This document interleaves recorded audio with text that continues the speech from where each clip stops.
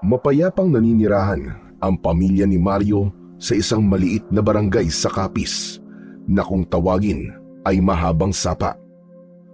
Mula siya sa pamilya ng mga manggagamot at manghihilot. Ang namayapa niyang lolo ay isang kilalang albularyo noon sa Mahabang Sapa hanggang sa napasa yun sa kanyang ama at inaasahan na si Mario ang susunod na sasalo ng pagiging manggagamot sa kanilang pamilya. Kaya naman, sa murang edad ay nagsimula na si Mario na pag-aralan ang panggagamot. Ngunit mas nagustuhan niya ang panghihilot dahil natutuwa siya na sa pamamagitan ng panghihilot sa ilang parte ng katawan ng isang tao ay maaari nang gumaling ang isang sakit.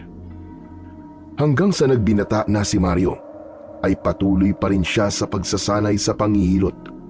Labis ang kasiyahan ng kanyang ama dahil alam nito na hindi mapuputol ang legasiyang ipinamana pa sa kanila ng kanilang mga ninuno. Sa paglipas ng mga buwan ay tinagurian na pinakamahusay na manghihilot si Mario, hindi lang sa kanilang baryo kundi maging sa mga kalapit na lugar. Sa baryo ng Mahabang Sapa, walang ibang hinahanap ang mga may sakit at may masakit sa katawan kung hindi si Mario. Walang hindi bumibilib sa kanyang husay. Noon ay may isang matandang babae ang halos hindi na makalakad dahil sa matinding pananakit ng kanyang likod. Ilang albularyo na ang nilapitan nito, ngunit wala ni isa sa mga yon ang nakapagpagaling sa matandang babae. Ngunit nang si Mario na ang humilot sa gulugod nito, ay tila isang himala na nagawa ng makalakad ng maayos ang matandang babae. Ngunit ang kapayapaan sa Mahabang Sapa ay nawala nang sinalakay ito ng mga aswang sa pamumuno ni Bangis. Si Bangis ay kilala bilang matagal nang nagpapalaganap ng lagim at takot sa iba't ibang baryo. Simula noon, hindi na nakatulog ng mahimbing ang sinuman sa Mahabang Sapa. Halos gabi-gabi nang umaatake ang mga aswang. Kaya naman, maging sina Mario at ang kanyang pamilya ay napuno na rin ng takot sa pakiramdam. Sa kabila ng takot na bumalot sa Mahabang Sapa, hindi pumayag ang ama ni Mario na manatiling biktima lamang sila ng mga aswang. Pinangunahan nito ang pagbuo ng kilusan upang ipagtanggol ang baryo laban kina Bangis. At hindi yun nagustuhan ni Bangis. Kaya naman isang gabi ay sinalakay ni Bangis ang tahanan ni Mario. Isang gabi, nagulat si Mario nang biglang pumasok si Bangis at ang mga alagad nitong aswang sa kanilang bahay. Kaya pala matapang ang mga tao rito ay dahil sa inyo. Pinatago si Mario ng kanyang ina habang ito at ang ama niya ang humarap kay Bangis. Mula sa kabinet ay nakita ni Mario ang tatay niya na may dalang itak at matapang na sinugod si Bangis. Ngunit sa isang iglap ay bumaon ang matulis na kuko ni Bangis sa leeg ng tatay niya. Isinunod naman itong patayin ang kanyang ina. Tumalikod na sina Bangis at ang mga alagad nito upang umalis. Ngunit naisip ni Mario na hindi siya papayag na basta na lang pinatay ng mga ito ang kanyang mga magulang. Matapang na lumabas si Mario mula sa kabinet at dinampot niya ang dugoang itak ng kanyang ama. Nag-aapoy sa galit ang kanyang puso ng sandaling yun. Walang hiya ka! Papatayin kita, Bangis! Napalingon si Bangis kay Mario. Sumisigaw na sinugod niya ang pinuno ng mga aswang. Ngunit bago pa niya mataga si Bangis, ay 2 aswang ang sumunggab sa mga braso niya at mahigpit yung hinawakan. Nagpumigla si Mario, pero dahil sa lakas ng mga aswang ay hindi siya nagtagumpay na makawala. Napangisi si Bangis habang nakatingin kay Mario. Bitiwan niyo ako! Bitiwan niyo ako! Papatayin ko kayong lahat, mga demonyo kayo! Bitiwan niyo ako! May anak pa pala ang mga rebelde. Matapang ka, pero hindi mo ba naiintindihan? Wala kang laban sa akin! Sinubukan ni Mario na kumawala, Ngunit parang bakal na nakapalupot ang mga kamay ng aswang sa kanya. Itinaas ni Bangis ang isa nitong kamay at hinawakan ang kanyang muka. May naiisip akong mas magandang gawin sa'yo. Hindi kita papatayin. Alam mo ba kung anong gusto ko? Gusto kong ang huling bagay na nakita mo ay ang pagpatay ko sa pamilya mo. Hayop ka! Hayop ka, Bangis! Papatayin kita! Papatayin kita! Isang malakas na sigaw ang lumabas sa bibig ni Mario nang biglang bumaon ang matulis na kuko ni Bangis sa kanyang mga mata.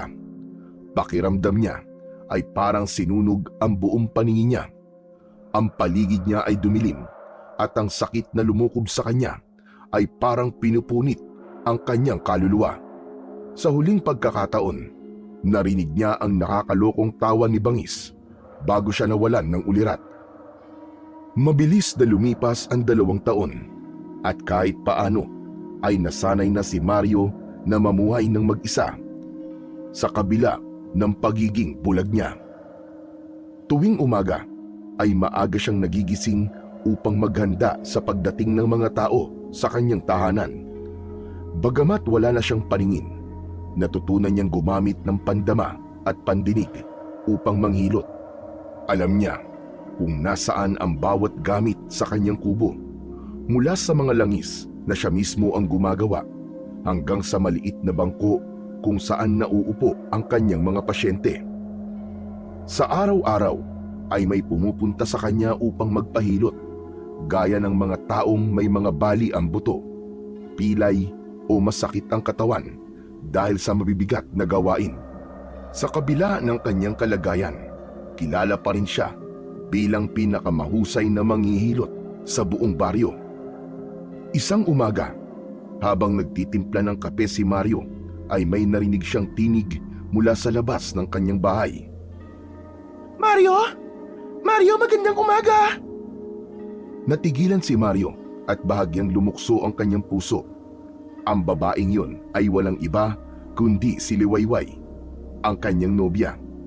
Kahit hindi pa siya bulag, ay magkasintahan na silang dalawa. Marahang tumayo si Mario at dinama niya ang dingding ng kanyang bahay bilang gabay at nagtungo siya sa may pinto. Binuksan niya yon at naamoy niya ang pamilyar na pabango ni Liwayway. Magandang umaga rin sa'yo, Liwayway. Anong kailangan mo? May dala akong nilagang kamote at saging para sa'yo. Baka gusto mong pagsaluhan natin. Alam ko na hindi ka pa nag-aalmusal eh. Napakalayo ng nilakad mo, Liwayway. Bakit ka pa nag-abala? Dahil gusto kitang makita at gusto rin kita makasama kahit sandali. 1 linggo na kaya kitang hindi nakikita. Natahimik si Mario. Ilang taon na rin ang lumipas, ngunit hindi nagbago si Liwayway sa kanya. Hindi ito natakot o lumayo sa kanya, kahit hindi na siya ang dating si Mario na nakilala nito. Papapasukin mo ba ako? Ang init dito sa labas eh. Oo nga pala, syempre.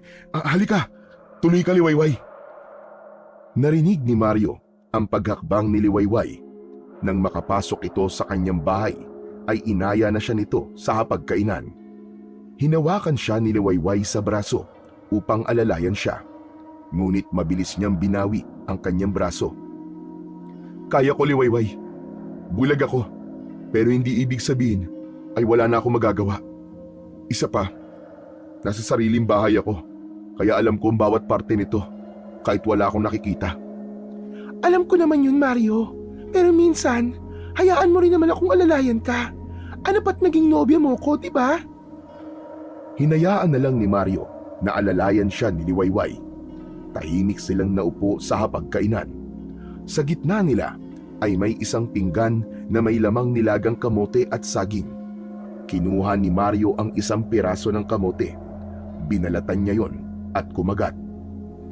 Salamat, Liwayway, kasi hindi ka napapagod dalhan ako ng pagkain tuwing may oras ka. Kung pwede nga lang araw-araw na dalhan kita, gagawin ko. Kaso may trabaho ko sa munisipyo eh. Kaya Sabado at Linggo lang kita napupuntahan dito. Hindi ka ba napapagod, Liwayway?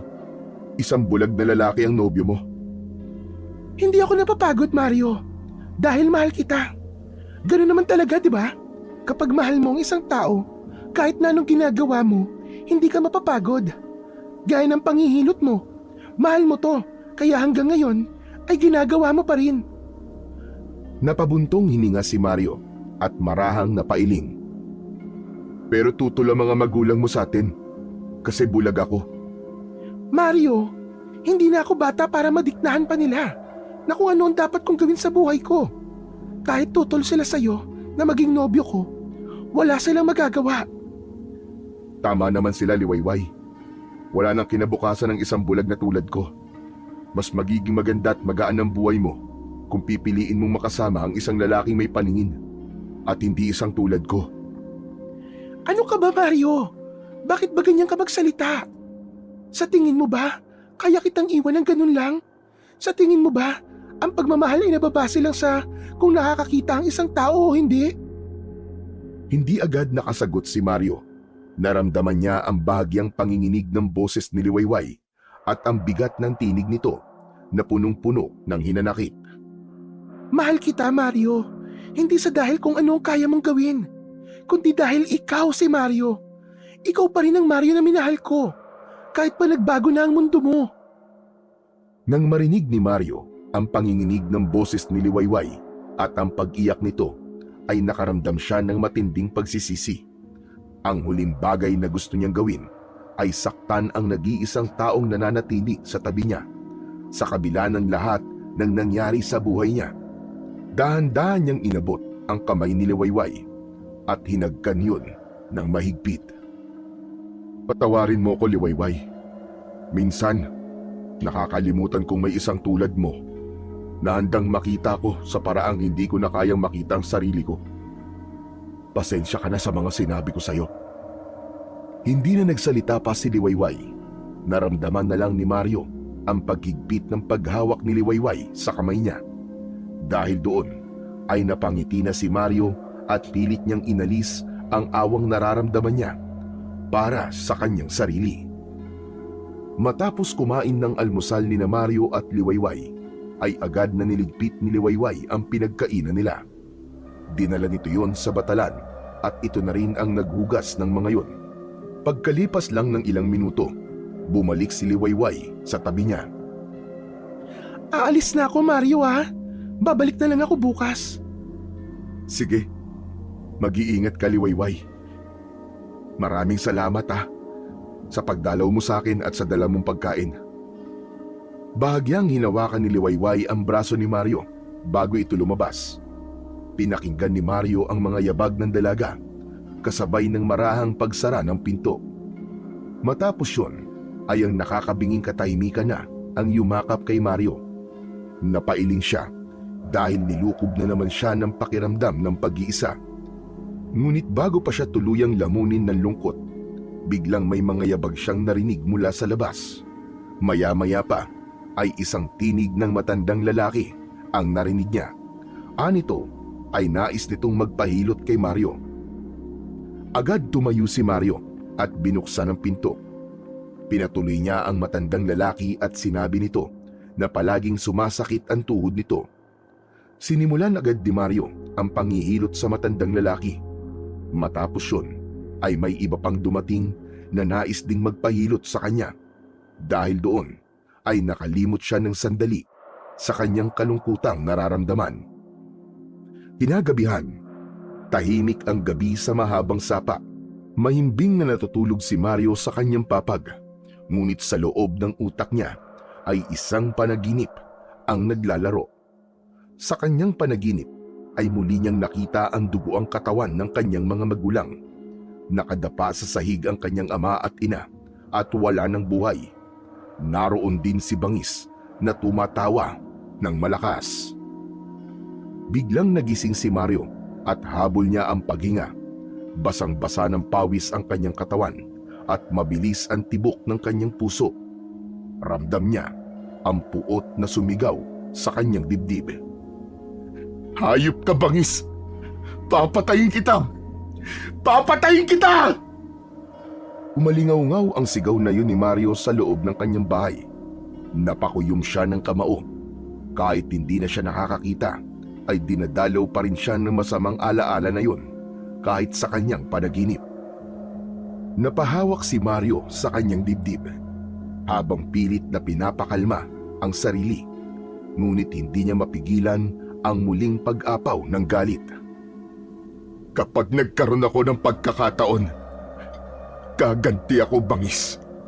Ipaghihiganti ko ang pagpatay mo sa pamilya ko. Naramdaman ni Mario ang matinding paninikip ng dibdib. Alam niyang hindi niya kayang burahin ang kanyang nakaraan, pero hindi rin niya kayang basta na lang yun tanggapin. Kinuha niya ang kanyang tungkod. Bumangon siya mula sa papag at humarap sa bintana. Kahit balot ng kadiliman ang kanyang mundo, ramdam niya ang liwanag ng buwan sa kanyang muka. At sa gabing yon, muling bumalik ang matinding puot sa kanyang puso.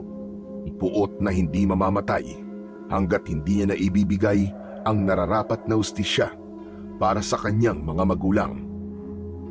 Nang sumunod na araw, pagsapit ng hapon, ay nasa loob lang ng bahay niya si Mario.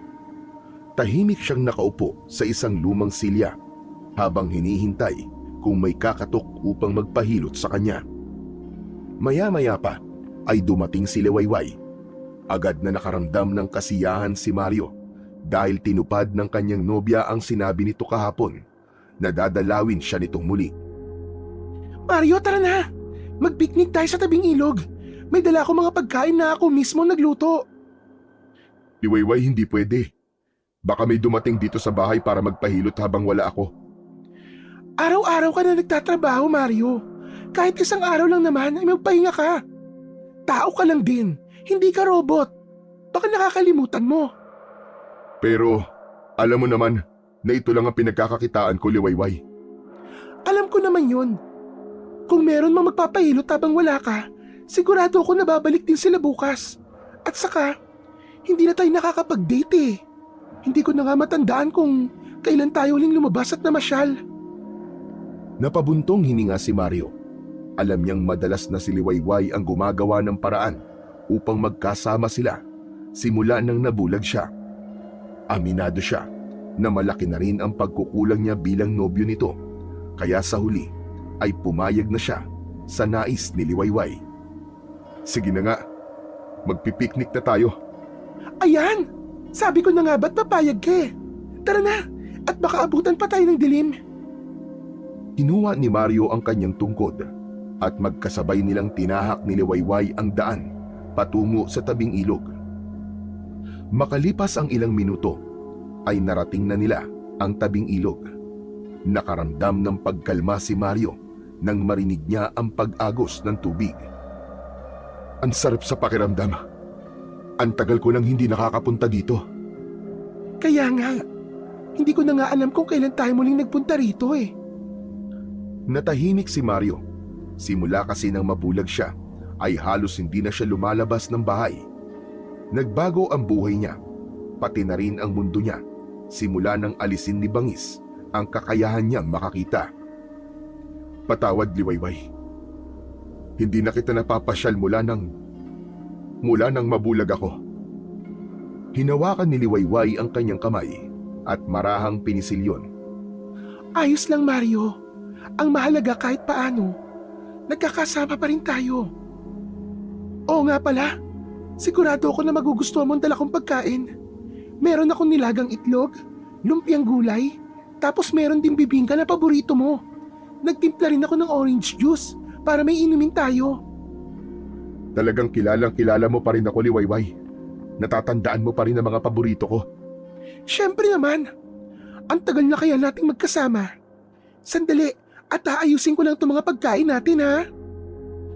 Naglatag ng banig si Liwayway at inayos nito ang mga pagkain nila. Matapos yun, ay naupo na si Mario sa banig at sinimulan na nila ni Liwayway ang pagkain habang nagkikwentuhan.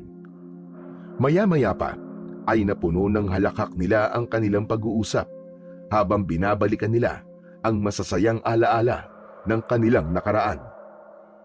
Tapos ito pa nga, naaalala mo pa ba dati ng mga bata pa tayo? Ikaw yung palaging nangunguna sa Palo Sebo tuwing piyesta. Lahat takot tumakyat pero ikaw, hindi ka kinakabahan. Kung alam mo lang, takot na takot talaga ako nun. Pero dahil alam ko nanonood ka, wala na akong choice kundi magpasikat sa'yo.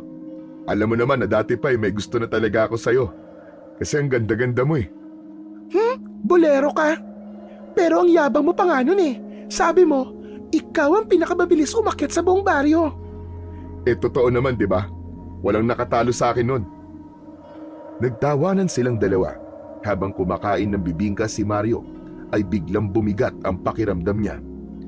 Tumigil siya sa pagsasalita.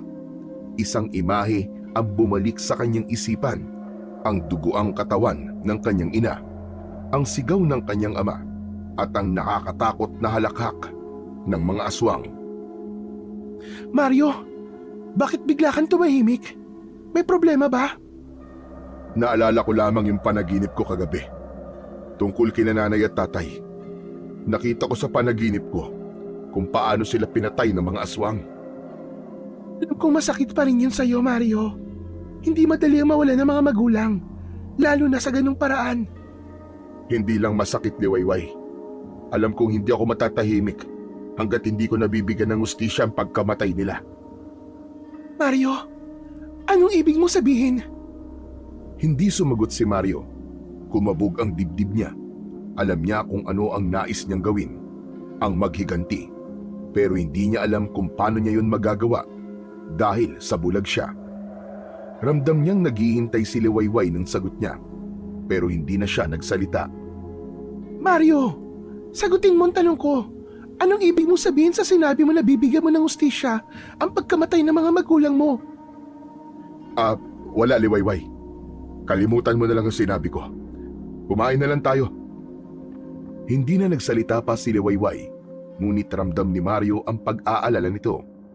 Alam niya, napipigilan siya ng kanyang nobya sa oras na malaman nito na nais niyang magiganti kina Bangis. Kaya naman, mas pinili na lang niyang sarilinin ang bagay na yon at wag nang ipaalam pa kay Liwayway. Lumipas ang mga araw at naging abala muli si Mario sa panghihilot. Isang umaga, isang lalaki na naninigas ang kalamnan sa binti ang nagpahilot sa kanya. Habang hinihilot niya ang lalaki, ay bigla itong nagkwento tungkol sa isang bangkay ng matandang lalaki na natagpuan sa gitna ng palayan. Ayon sa lalaki, ay karumal-dumal ang sinapit ng matanda dahil maraming kagat at kalmot yun sa buong katawan at halos hindi na makilala ang muka. Sinabi ng lalaki kay Mario na may hinala ang mga tao na hindi yun simpleng pagpatay at aswang daw ang pumatay sa lalaki. Sigurado ba sila na aswang ang pumatay? Hindi ba matagal nang walang aswang dito sa lugar natin? Sinagot ng lalaki ang tanong ni Mario. Sinabi ng lalaki na baka bumalik na ang mga aswang na dating sumasalakay sa mahabang sapa. Malakas na kumabog ang dibdib ni Mario. Mula sa kailaliman ng kanyang alaala, bumalik ang hilakbot ng nakaraan at ang gabing tinapos ni Bangis ang buhay ng kanyang mga magulang at ang pagbulag nito sa kanya. Napaaray ang lalaki nang mapadiin ng gusto ang panghihilot ni Mario dahil sa galit at puot na lumukob sa kanya. Agad naman siyang humingi ng pasensya at pansamantalang isinantabi ang galit upang magawa niya ng maayos ang kanyang trabaho. Isang gabi, habang mahimbing na natutulog si Mario, ay ginising siya ng kaguluhan sa labas ng kanyang bahay. May nagsisigawan at may kalabugan. Napatayo siya at nakiramdam sa paligid. Napapitlag si Mario nang may biglang kumatok ng malakas at sunod-sunod sa pinto. Mario! Mario, buksan mo ang pinto! Buksan mo ang pinto, Mario! Agad niyang tinungo ang pinto at kinakabahan niyang binuksan. Naramdaman niyang pumasok si Liwayway at isinarado nito ang pinto. Liwayway, bakit? Ano nangyayari? Bakit ka nandito ng ganitong oras? May mga aswang sa labas, Mario. Si Bangis at ang grupo niya. Nagbalik sila. Parang binuhusan ng malamig na tubig si Mario. Ang pangalang matagal na niyang gustong kalimutan ay muling bumangon mula sa kadiliman ng kanyang nakaraan. Naikuyong niya ng mariin ang kanyang mga kamao. Ang kaba niya ay nasapawan ng nag-uumapaw na puot. Si Bangis, talagang bumalik pa sila rito.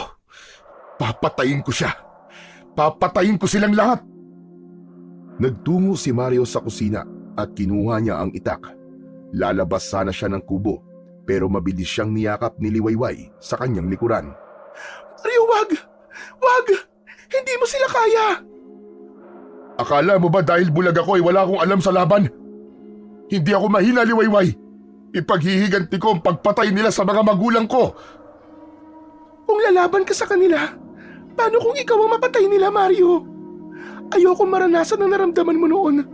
Nang mawala ang mga mahal mo. Ayoko mawala ka sa akin, Mario. Natigilan si Mario. Parang biglang humina ang kanyang paghinga.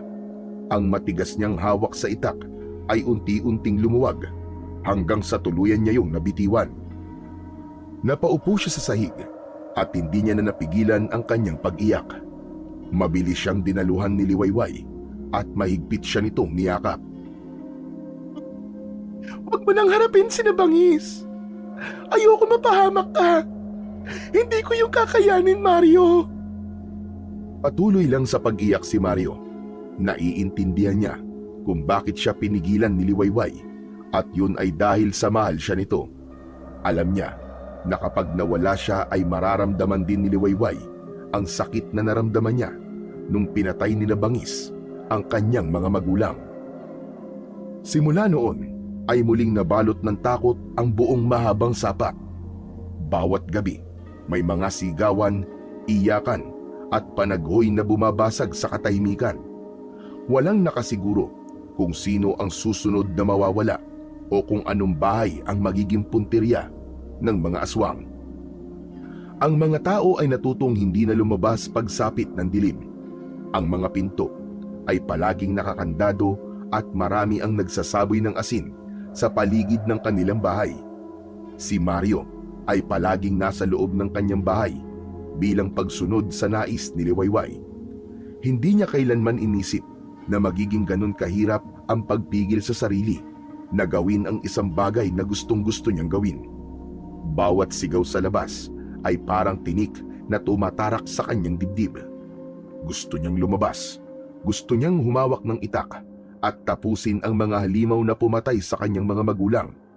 Ngunit sa tuwing hahawakan niya ang kanyang itak, ay naaalala niya si Liwayway at ang mga sinabi nito sa kanya. Isang gabi, muling nagising si Mario sa nakakabinging sigawan mula sa labas. Ang mga sigaw ng takot at pagmamakaawa ay dumadagundong sa buong baryo na parang isang bangungot na hindi niya matakasan. Umupo siya sa isang sulok ng kanyang kwarto at pinakiramdaman ang bawat ingay. Gaya ng nakasanayan, hindi siya lumabas. Nanatili lang siya sa isang sulok at naghintay na matapos ang panibagong gabi ng lagim. Ngunit ng gabing yon ay may narinig siyang kakaiba. Isang tinig na hindi niya inaasahang maririnig sa gitna ng kaguluhan. Tulungan niyo ako! Tulong! Saklolo! Napatayo si Mario. Nakilala niya kagad ang boses ni Liwayway. Kumaripas siya ng takbo patungo sa kusina at kinuha ang kanyang itak. Hindi na siya nagdalawang isip dahil wala na siyang panahon para mag-atubili. Lumabas siya ng bahay. Ang bawat takbang niya ay puno ng pag-aalinlangan dahil hindi niya alam kung nasaan si Liwayway, pero hindi siya huminto. Hanggang sa huminto si Mario nang may maramdaman siyang presensya ng isang aswang sa kanyang harapan. Maya-maya pa ay isang pamilyar na boses ang kanyang narinig. Akalain mo nga naman at nagkita tayo muli. Ay mali pala. Ako lang pala nakakakita dahil binulag na kita noon. Kinilabutan si Mario. Kahit hindi niya nakikita, alam niyang si Bangis ang nasa kanyang harapan. Hayop ka, Bangis! Papatayin kita! Iwinasiwas ni Mario ang kanyang itak, pero wala siyang tinamaan kundi ang hangin. Muli niyang narinig ang malalim na halakhak ni Bangis. Kabag-habag ka! Noon nga na may paningin ka pa, wala kang nagawa laban sa akin. Ngayon pa kayang bulag ka na? Hunghang na! Sumikip ang dibdib ni Mario. Hindi niya kayang tanggapin ang pangungutya ni Bangis sa kanya. Ngunit bago pa siya makasagot, muli niyang narinig ang sigaw ni Liwayway. Mario! Mario, tulungan mo ako! Tulungan mo ako! Pinakiramdaman niya ang buong paligid. Ngunit hindi niya talaga maramdaman kung nasaan si Liwayway. Liwayway! Liwayway, nasan ka? Nobya mo ba ang babaeng nagustuhan ko? Ano? Anong ibig mo sabihin? Maganda siya at mukhang masarap. Alam mo bang nagustuhan ko siya? Kaya naisipan ko na dadali ko siya sa aming kuta. Gagawin ko siyang palahian ng aking lahi. Hayop ka! Hayop ka, Bangis! Huwag mong gagalawin ang nobya ko! Papatayin talaga kita! Sa galit, muling sumugod si Mario at tinataw niya ang kanyang itak sa harapan niya. Paulit-ulit niya yung ginawa kahit hindi siya sigurado kung magagawa ba niyang matamaan nun si Bangis. Sa isang iglap, naramdaman ni Mario ang matigas at malamig na kamay na dumaklot sa kanyang braso. Napapitlag siya at sinubukang kumawala pero wala siyang laban sa lakas ni Bangis. Marahas na inablot ni Bangis ang kanyang itak mula sa kanyang kamay at narinig niyang itinapon ito yun sa malayo. Napakadaling paglaruan ng isang tulad mo. Alam mo bang kaya-kaya kitang patayin ngayon din? Pero mas gusto kong paglaruan ka, gaya ng ginawa ko sa'yo noon. Bago pa makapalag si Mario, isang malakas na suntok ang dumapo sa kanyang muka. Nakaramdam siya ng labis na pagkahilo hanggang sa naramdaman niya na bumagsak sa lupa ang kanyang katawan. Matapos yun ay nawalan siya ng ulirat at wala na siyang naalala pa sa mga sumunod na kaganapan. Makalipas ang ilang sandali ay bumalik na ang ulirat ni Mario. Naramdaman niyang nakadapa siya sa malamig at matigas na lupa. Nalanghap niya ang amoy ng basang lupa at bulok na kahoy. Tanda na nasa gitna siya ng kagubatan. Sinubukan niyang bumangon, ngunit bago pa niya maiangat ang kanyang katawan, ay isang mabigat na paa ang dumagan sa kanyang likuran. Napapikit siya sa sakit nang muli siyang napasubsob sa lupa. Kasunod nun ay narinig niya ang malakas na pagtawa ni Bangis. Natutuwa talaga ako sa'yo. Napakasarap paglaruan ng bulag na kagaya mo. Hayop ka! Hayop ka, Bangis! Nasaan si Liwayway? Bakit mo pa siya hinahanap? Hindi mo na siya makikita. Oo nga pala. Hindi mo na nga pala talaga siya makikita dahil bulag ka. Sa mga oras na ito, dinadala na siya ng aking mga alagad sa aming kuta. Kaya wag mo na siyang isipin. Wag mo na siyang hanapin. Hindi mo na siya mababawi sa akin.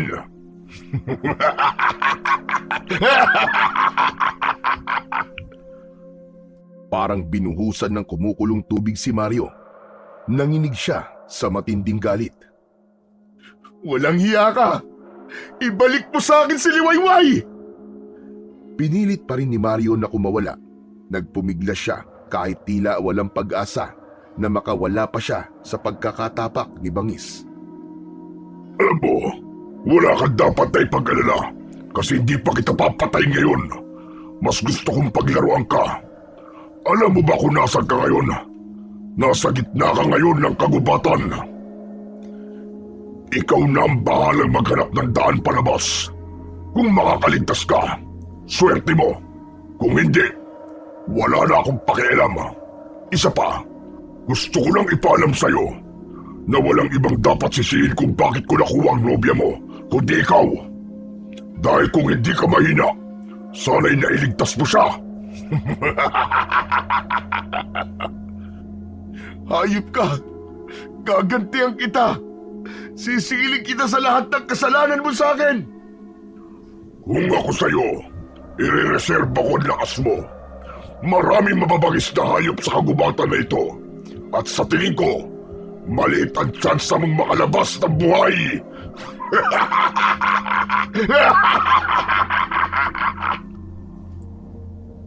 At sa huling pagkakataon, muling narinig ni Mario ang halakhak ni Bangis bago niya naramdaman na unti-unti itong lumalayo. Ang nakakabinging katahimikan ang lumukob kay Mario. Ilang minuto muna ang pinalipas ni Mario at nanatili siyang nakadapa sa lupa. Nag-ipon siya ng lakas bago dahan-dahan siyang bumangon.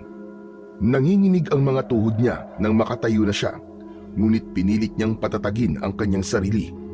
Nang makatayo na siya ng tuluyan, ay humakbang siya ng mabilis, ngunit sa kanyang pagmamadali, bigla siyang natisod sa nakausling ugat ng puno.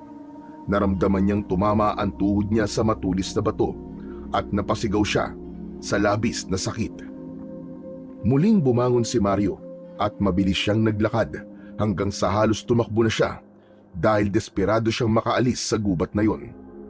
Hanggang sa sumalpok ang kanyang balikat sa matigas na puno.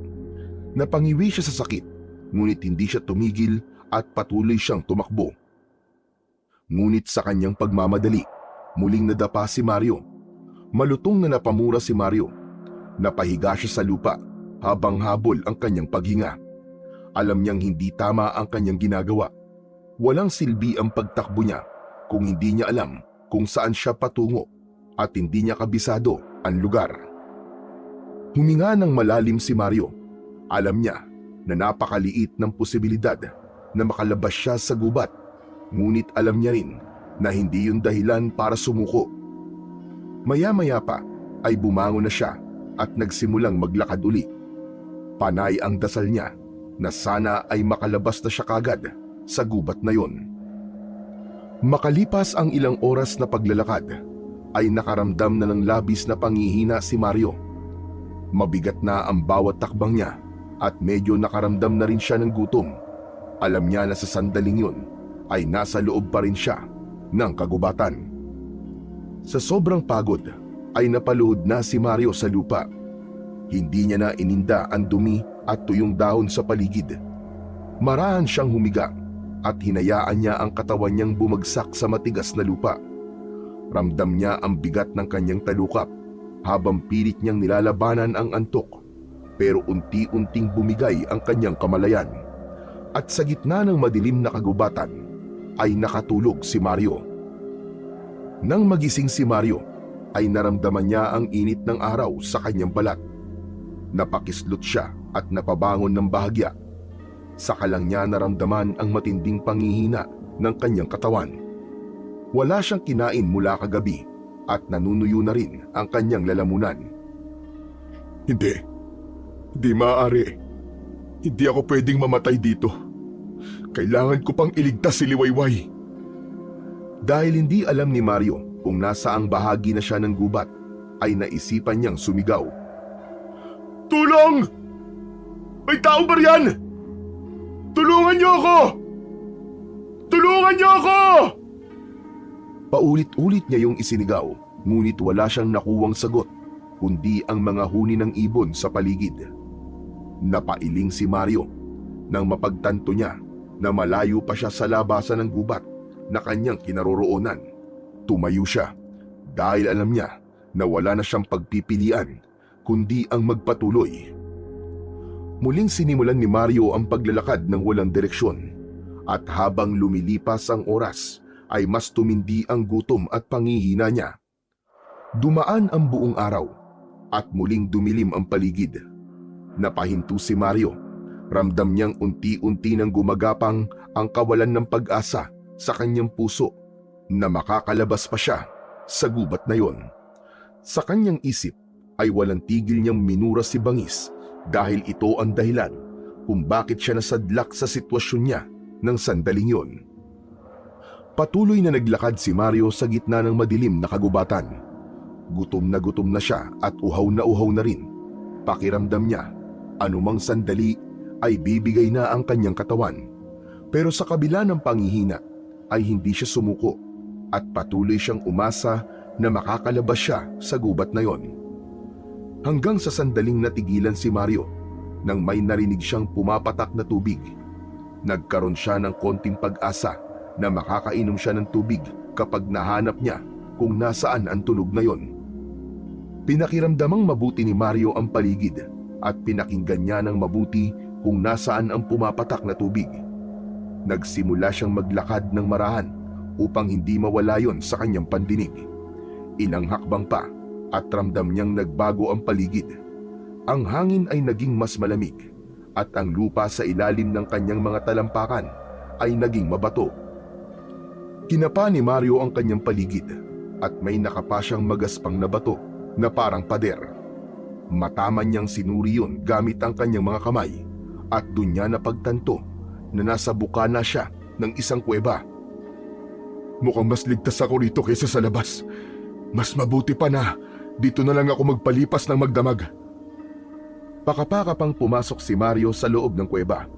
Napansin niya na mas lalong lumalakas ang tunog ng pumapatak na tubig, kaya naisip niya na nasa loob ng kuwebang yun ang tubig na kanyang hinahanap.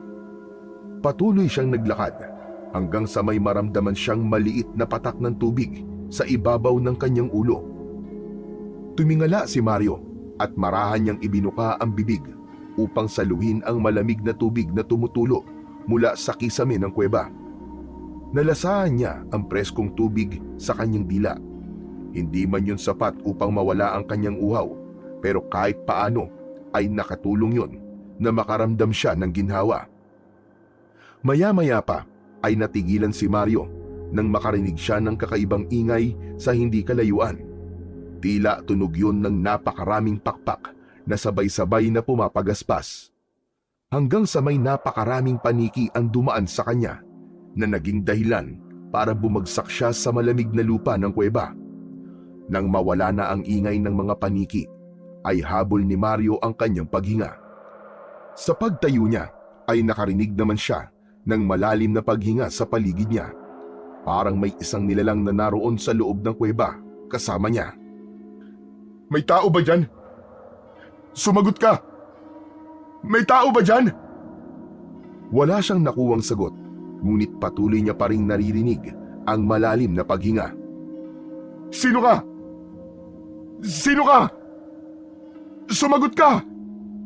Sagutin mo ako! Anong ginagawa mo sa kuweba ko? Napaatras si Mario. Sa gulat nang marinig niya ang malamyos na boses ng isang babae sa kanyang harapan. Kuweba mo? Anong ibig mo sabihin? Sino ka ba? Ako si Diwani, ang diwata na nagbabantay sa kuwebang ito. Tigilan mo ako. Alam ko niloloko mo lang ako. Walang diwata. Katang-isip lang yun. Wala akong magagawa kung hindi ka naniniwala. Pero narito ka na, sa loob ng kuweba ko. Bihira ang nakakakita at nakakapasok sa kuwebang ito. Kaya masasabi ko na may kakaiba sa'yo. Kaya ka narito ngayon. Ano naman ngayon? Ang mga taong nakakakita ng kuweba ko ay ang mga taong karapat-dapat pagbigyan ng isang makapangyarihang mutya. Hindi ko kailangan ng mutya. Ang kailangan ko'y makalabas sa gubat na to para mailigtas ko ang nobya ko. Dinukot siya ng mga aswang. Kung ganun, mas lalong kailangan mo ng isa sa mga inaalagaan kong mutya. Napabuntong hininga si Mario. Nang sandaling yon ay naiinis na siya dahil pakiramdam niya ay pinaglalaroan siya ni Diwani. Kahit na anong mutya pa yan, wala yang silbi kung ako ang gagamit. Isa akong bulag. Hindi ko magagamit ang kapangyarihan yan. Kung gusto mong mailigtas ang nobya mo, hayaan mong ibigay ko sa iyo ang isa sa aking mga mutya.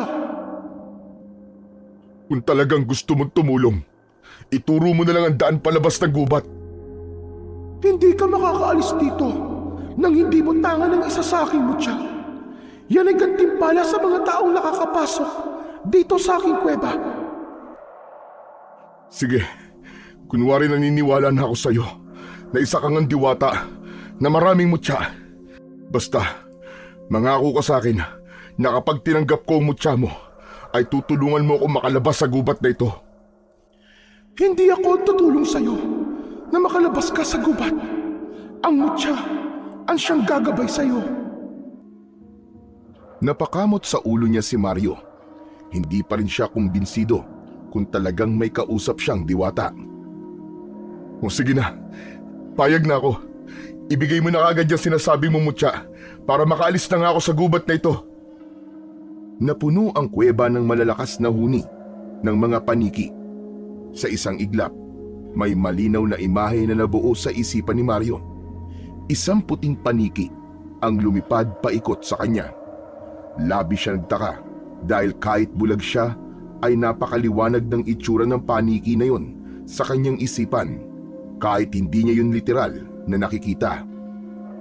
Sa isip ni Mario ay nakita niyang may inihulog ang puting paniki na isang maliit na puting bato. Pagkatapos nun ay nawala bigla ang imahe sa isipan niya. Ano yun? Bakit may nakita akong puting paniki sa isip ko?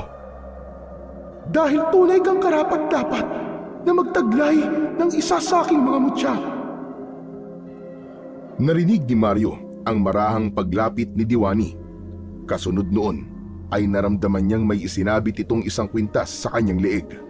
Kinapa niya ang palawit ng kwintas at base sa hugis nun ay napagtanto niya na yun ang puting bato na inihulog ng puting paniki. Ang nasa iyo ay ang mutya ng puting paniki. Isa ito sa pinakamakapangyarihang mutya sa lahat na aking inaalagaan. Ngunit hindi ako ang pumili sa iyo. Ang mutya mismo ang nagdesisyon na ikaw ang magmay-ari sa kanya.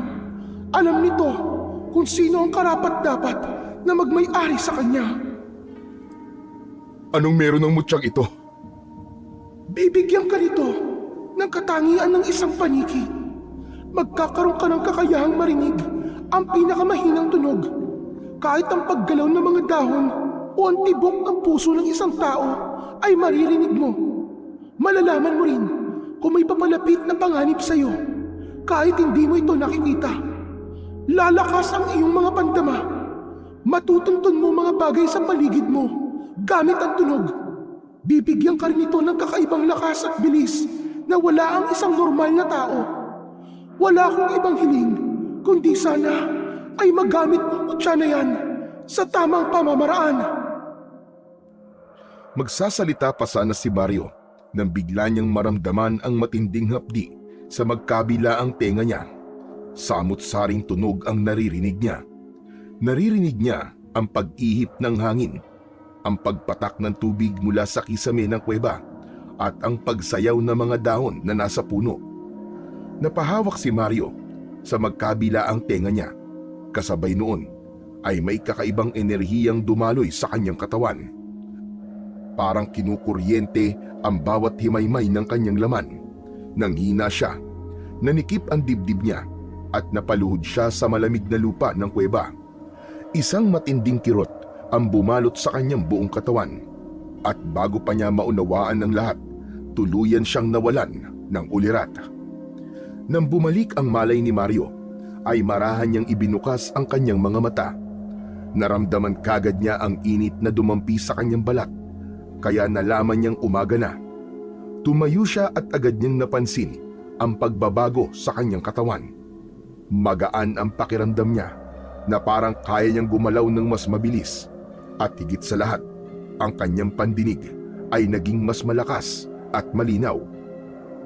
Sa paligid ay nadinig ni Mario ang mahihinang tunog, gaya ng marahang pagpatak ng tubig sa lupa, ang kaluskos ng mga insekto sa iba't ibang parte ng kuweba, at pati na ang paggalaw ng mga hayop na tila nagtatago lamang sa paligid.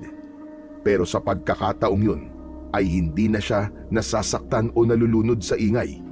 Alam niyang kontrolado niya na yun. Hinawakan ni Mario ang kwintas sa kanyang leeg. Matigas at makinis ang mutya. Hindi pa naginip ang nangyari. Totoo ang lahat ng nangyari kagabi. Napailing si Mario at napabuntong hininga. Hindi niya naisip na mararanasan niya ang ganung bagay sa buong buhay niya. Pero wala nang oras para mag-isip. Kailangan niyang makalabas ng gubat. Kailangan niyang iligtas si Liwayway bago mahuli ang lahat. Mabilis siyang lumabas ng kuweba Pagdating niya sa labas, huminga siya ng malalim at pumikit. Inalala niya ang sinabi ni Diwani na meron siyang kakayahang marinig ang paligid at alam niya na magagamit niya yon upang matukoy niya ang daan palabas ng lugar na yon. Tahimik ang gubat pero hindi sa pandinig ni Mario. Narinig niya ang mas malalalim na tunog sa paligid, ang kaluskos ng mga sanga, ang lagaslas ng tubig mula sa hindi kalayo ang batis, at ang mahihinang yabag ng mga hayop. Gamit ang tunog, nakuha niyang matukoy kung gaano kalayo ang mga naririnig niya at kung saan siya dapat dumaan. Mabilis siyang kumilos at tinuntun ang tamang daan gamit ang kanyang bagong kakayahan. Hindi na siya nabangga sa mga puno o natisod sa mga ugat. Alam niya kung kailan siya liliko, kailan iiwas, at kung paano umiwas sa mga ugat na nakausli sa lupa. Habang patuloy siyang naglalakad, palakas ng palakas ang tunog ng umaagos na tubig. Senyales na papalapit na siya sa ilog na malapit sa kanilang baryo. At ilang sandali pa, naramdaman niya ang malamig na simoy ng hangin. May amoy ng usok at nilulutong pagkain. Malapit na ako. Malapit na ako sa amin. Lalong binilisan ni Mario ang kanyang hakbang, at nang maramdaman niyang may malalaking bato sa kanyang harapan, alam niyang nasa tabi na siya ng ilog. Sa wakas, nakalabas na siya ng kuweba. Mula roon ay mas naging madali na ang lahat para kay Mario. Pakiramdam niya, nakawala siya sa isang hawla. Nang marating niya ang kanyang bahay, ay doon na siya nakahinga ng maluwag. Hinawakan niya ang mutya sa kanyang leeg. Totoo ang lahat. Totoo ang kapangyarihan ng mutya na ito. Maraming salamat sa iyo, Diwani. Isang malalim na buntong hininga ang pinakawalan ni Mario bago niya tinungo ang loob ng bahay. Alam niya na gamit ang mutya ng puting paniki ay magtatagumpay siyang iligtas si Liwayway. Sa araw din na yon ay mabilis na tinahak ni Mario ang daan patungo sa bahay ni Liwayway. Bitbit niya ang bagong pag-asa na dulot ng mutyang ibinigay sa kanya ng diwatang si Diwani. Pagdating niya roon, sinalubong siya ng matinding lungkot at pangamba sa mukha ng ina ni Liwayway. Ayon dito, ay hindi pa rin nakakabalik si Liwayway mula sa kuta ni Bangis. Walang sino man ang naglakas ng loob na iligtas si Liwayway dahil sa takot kay Bangis at sa mga tauhan nito. Ayon pa sa nanay ni Liwayway, ay nais na lang nitong tanggapin ang mapait na katotohanan na baka hindi na bumalik pa ang anak nito. Nang ipahayag ni Mario ang kanyang hangaring sagipin si Liwayway, hindi niya inaasahang tatawanan at mamaliitin siya ng ina nito. Sa mata ng nanay ni Liwayway ay isa siyang bulag na walang laban at isang lalaking hindi kayang harapin ang mga aswang. Ngunit sa kabila ng pangungutya, nanatiling matatag si Mario.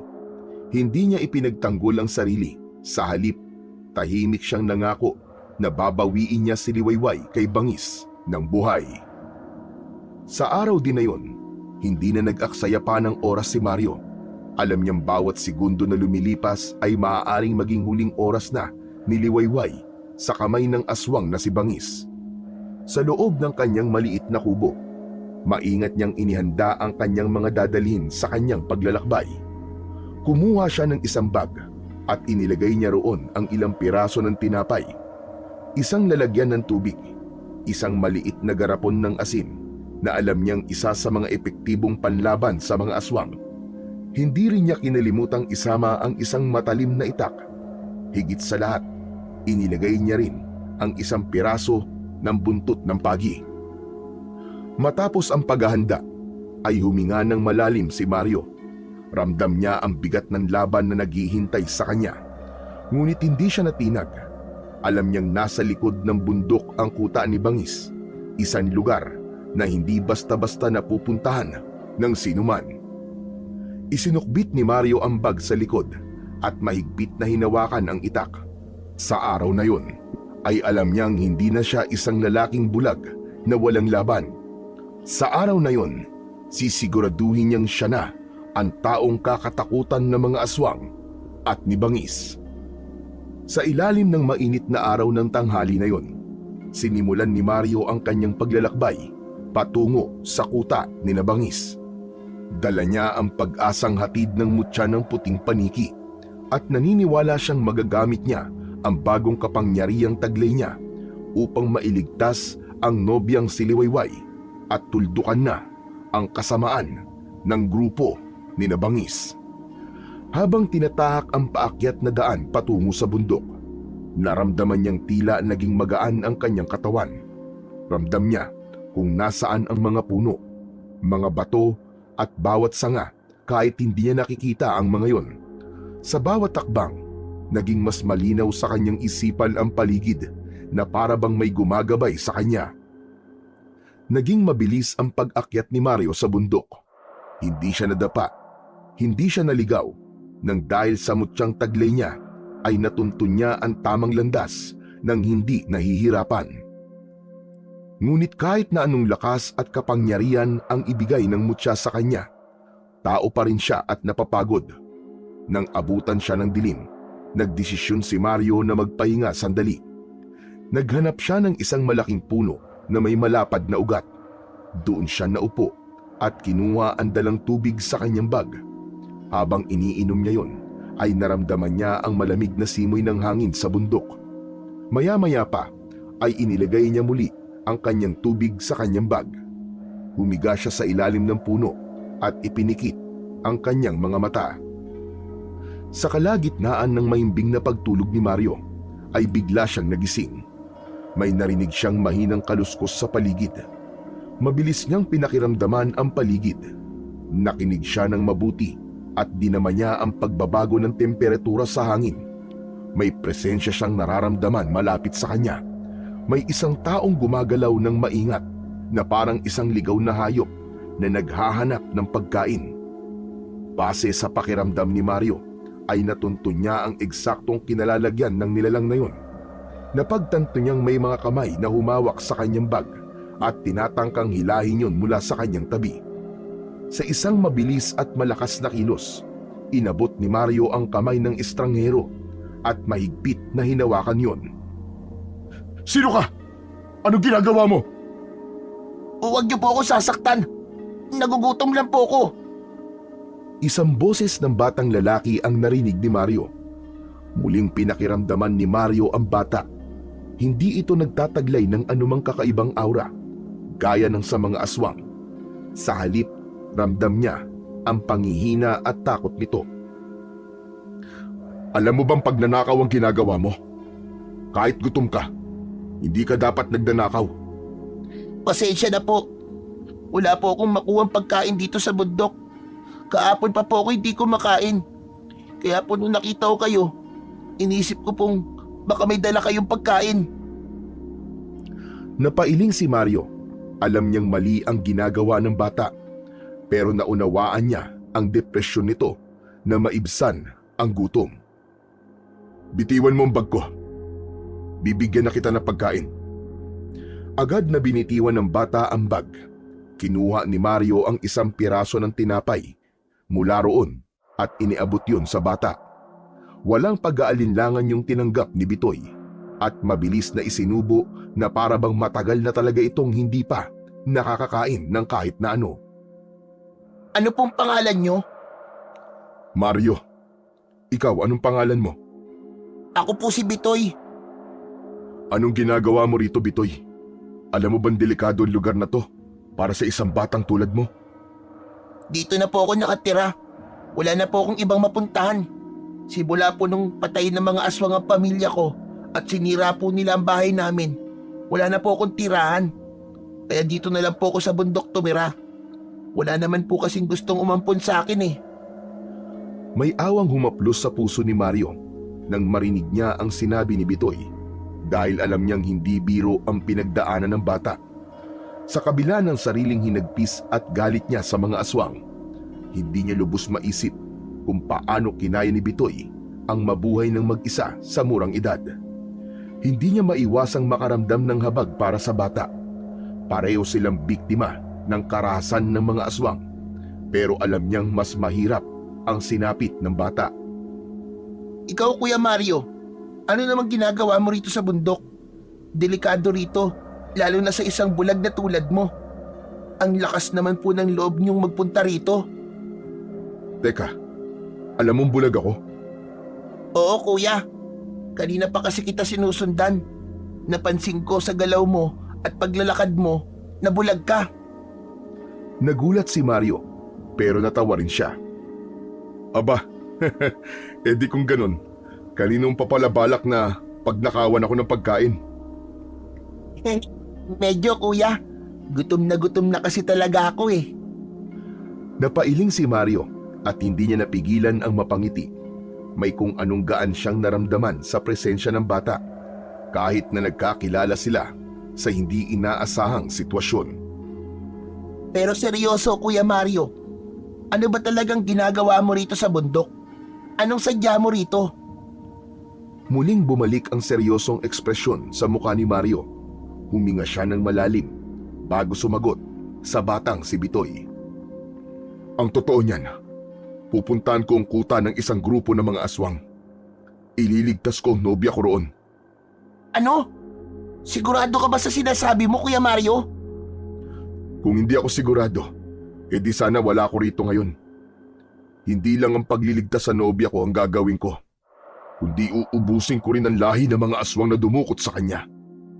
Kailangan kong gawin yon para masigurado ko na hindi na sila makakapanggulo pa. Kagaya mo, pinatay rin nila ang mga magulang ko.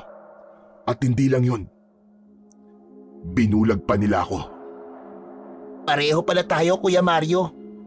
Parehas tayong kinuhanan ng pamilya ng mga aswang na yon. Hindi sumagot si Mario. Naramdaman na lang niyang dahan-dahang lumapit ang bata sa kanya. Kung ganon Kuya Mario, sasama ako sa'yo. Tutulungan kitang tapusin ang mga aswang na yon. Alam mo Kuya Mario, meron akong tirador. Asintado ko. Malaki ang maitutulong nun para labanan natin ang mga aswang. Hindi maaari, Bitoy. Hindi pwede. Bata ka pa at baka kung ano pa mangyari sa'yo, kargo pa kita. Pero kaya ko namang… Hindi, Bitoy. Tulad ng sinabi ko, bata ka pa. Hindi ko hahayaang mapahamak ka. Pero kuya… Ubusin mo na lang yung tinapay mo. Pagkatapos ay makakaalis ka na. Natahimik si Bitoy. Naramdaman ni Mario ang pagkadismaya nito, pero sigurado na siya na hindi niya pwedeng hayaan na sumama si Bitoy sa kanya sa isang misyon na masyadong mapanganib. Matapos makaalis ni Bitoy, ay agad na inayos ni Mario ang kanyang mga gamit. Hindi siya inantok, lalo na matapos ang pakikipag-usap niya kay Bitoy. Sa halip, mas lalo siyang naging determinado na tapusin ang kanyang misyon ng mas maaga at mas mabilis. Isinukbit niya ng maayos ang bag sa kanyang likuran at kinuha ang tungkod na nagsisilbing gabay niya sa paglalakad. Ramdam niya ang malamig na simoy ng hangin at ang mas matinding dilim na nakabalot sa bundok. Walang kahit na anong takot sa kanyang puso. Sinimulan na ni Mario ang paglalakad, ngunit hindi pa man siya nakakalayo ay may naramdaman siyang kakaiba. Pinakiramdaman niya ng mabuti ang paligid. Isinagad niya ang pandinig sa bawat tunog na nagmumula sa kagubatan. May narinig siyang yabag ng mga paa na huminto nang huminto rin siya. Napailing si Mario. Hindi bang sabi ko sa'yo hindi ka pwedeng sumama sa akin, Bitoy? Bakit ba ang kulit mo? Hindi ka nakikinig sa akin. Naramdaman ni Mario na lumabas si Bitoy mula sa likod ng isang puno. Naglakad ito palapit sa kanya at tumayo ito sa harapan niya. Pasensya ka na Kuya Mario, pero gusto ko talagang sumama sa'yo. Hayaan mo na lang kasi akong samahan ka sa misyon mo. Bitoy, delikado tong ginagawa ko at hindi ito isang laro. Hindi mo alam kung gaano kabangis sa mga aswang na haharapin ko.